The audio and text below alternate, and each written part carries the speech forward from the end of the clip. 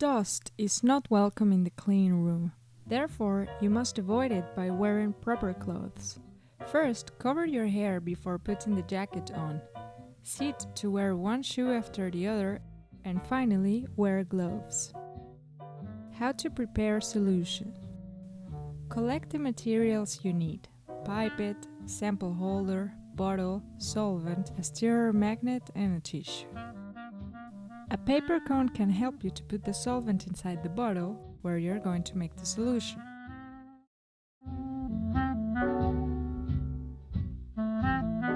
Make notes in your lab book. This is an example of how it must look like. All your bottles must be correctly identified with your name, date, and the solvent that you will use. Here are the magnetic stirrers which, after being properly dried, can be placed inside the solid bottles, which must not be completely closed before being placed in the sample holder, with the rest of the things you need to introduce in the glove box. Remove the air until the meter is at 0 and refill with nitrogen. This has to be repeated 3 times. Put the gloves on. Take the solvent used for solution, prepare your pipette, make your solution, and let it stir on the right cold oven for about 30 minutes. Later, when you mix your solution with your second solid, place the solution overnight in the left oven at 60 degrees. Prepare samples. First of all, you have to clean your substrate. This means that spikes from your sample must be removed. For this you will use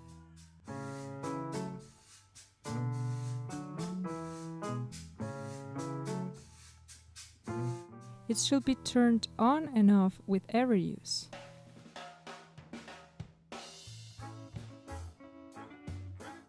The water with soap used to scrub samples has to be warmed up at approximately 70 degrees. To select your sample, you have to verify that it correctly fits inside the mask used later for the deposition. Watch out that the side to be scrubbed has "up" written on it. After 5 minutes of scrubbing, your sample is ready to go to the sample holder. You have to put it in order. The side you scrubbed has to face this mark in the handle. The sample rests on demi water. When all your samples are scrubbed, brush them in a demi water flow bath for 5 minutes. Afterwards, switch them to a bath of acetone and apply ultrasonic vibrations, which will help to remove the dirt and the soap on the ITO surface. To dry your samples, take a plate from the oven and bring it to the spin dryer, always moving inside the area of work, where the air is cleaner.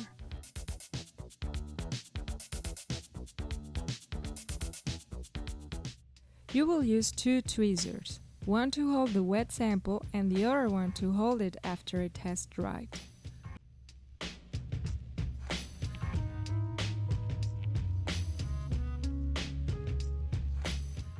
When you are done, you dry the sample again in the oven and later in an UV ozone.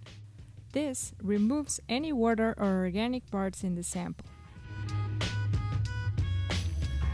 Don't forget to identify the oven with your name. Spin coating. The peanut is in the fridge and must be shaken before use. With the help of a needle, you can take some peanut and place it on a plastic holder.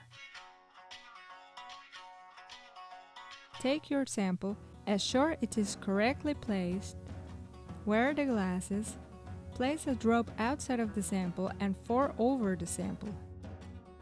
Immediately after, press start and the sample will be cast.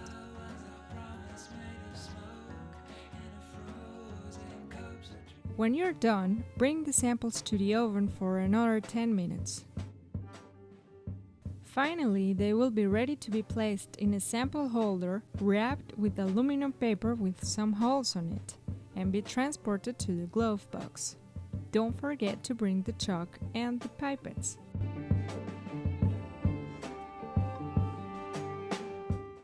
everything has to be left as you find it. This means you have to properly clean the instruments you used. Each garbage has a specific place. The needles go inside this yellow box.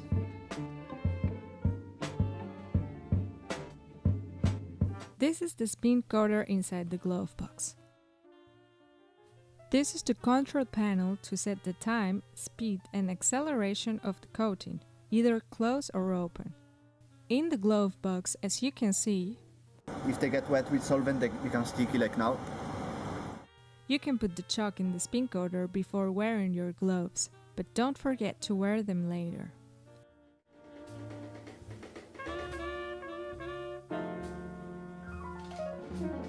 This pedal starts the spin casting. When it is over, the sample returns to the sample holder and is now ready to be transported to the deposition area.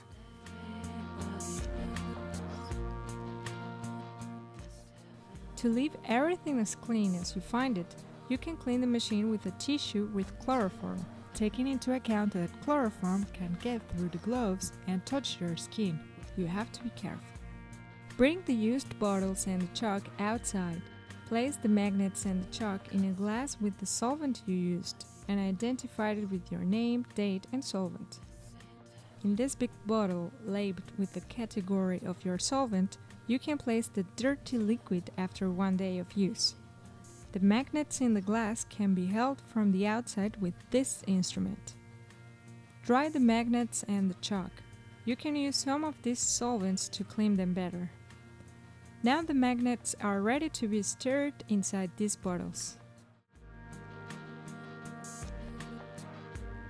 Deposition. Start by letting the others know which kind of deposition you are making. Vent the vacuum chamber and when it has enough air, open it. This is where the deposition takes place. The materials are placed in a holder called boat. For some materials like aluminum, the boat must be replaced after each deposition, but this is not the case of lithium fluoride, which uses the same boat for different depositions. A mask between the materials will prevent cross depositions. This is the sample mask. The letter P of the sample must match with the P of the mask, and when you place them in the sample tray, the letter P is flipped. Check that the samples have not moved. Now you are ready to make the deposition. Pump down the chamber and ask your supervisor for instructions of how to make the deposition in this control panel. At the end, take your samples and leave everything as you find it. Mistakes. To work is to be able to make mistakes. Some are reversible and others not, and you have to live with them. Therefore, think twice after you finish every step and recheck that everything is in order before leaving the clean room. Good luck!